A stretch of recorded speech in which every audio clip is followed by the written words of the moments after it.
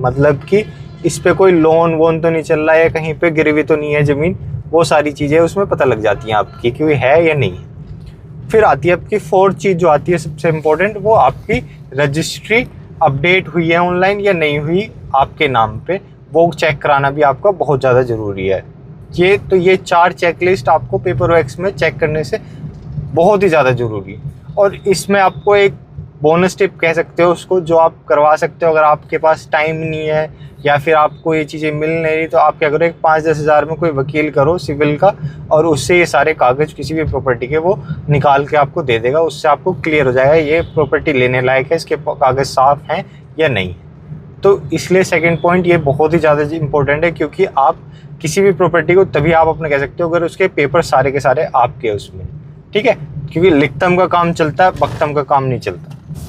तीसरी और आखिरी सबसे फाइनल बात जो मैं बताने जा रहा हूँ वो है, आपको किसी भी प्रॉपर्टी को लेने से पहले उसका विज़न क्या है, आपका फ्यूचर प्लान उस प्रॉपर्टी को लेके क्या है।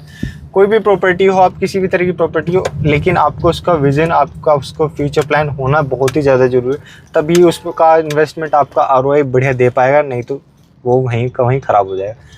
तो इसमें आपको क्या ध्यान रखना है, अगर आप अपना रेजिडेंशियल प्रॉपर्टी में इन्वेस्ट किया है और आप उसमें घर बनाना चाहते हो अपना, तो उसमें आपको क्या ध्यान रखना है कि उसके पैसे बढ़ेंगे नहीं बढ़ेंगे, उसका माहौल कैसा होगा उस जगह का, तो वो डिपेंड करेगा आपकी लोकेशन पे कि आपकी आसपास की लोकेशन कैसी है, उसके ऊपर उस जगह का माहौल डिपेंड करेगा आपकी फैमिली के लिए।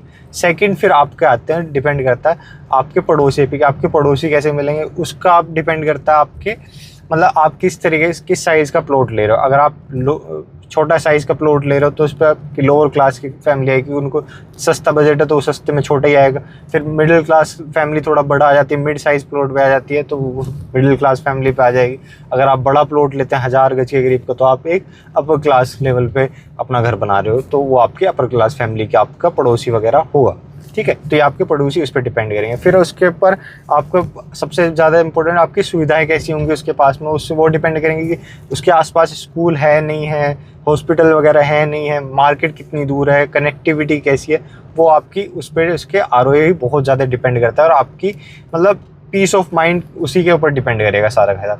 और अगर आप उसको एक तरीके से इन्वेस्ट कर रहे हो किसी भी प्रॉपर्टी में, तो उसके लिए आपको क्या ध्यान रखना है कि उसका आरओआई क्या है, आपका आने वाले फ्यूचर में कितने पैसे पे आप उसको बेच दोगे, आपकी एग्जिट स्ट्रेटेजी क्या है आपकी। तो ये सारी चीज़ें भी उस पर ही डिपेंड करेंगी, उसकी लोकेशन पे, उसकी आसपास की एमिनिटीज़ कैसी हैं, उन सब चीज़ों पे उसका आरओआई डिपेंड करेगा कि, और आपको वो भी एग्जिट स्ट्रेटेजी अपनी बना के रखनी पड़ेगी। ये नहीं कि बस मैं बढ़ता जाए तब बेचता रहूँ, ये है वो है। तो आपको ये भी ध्यान रखना कि अपनी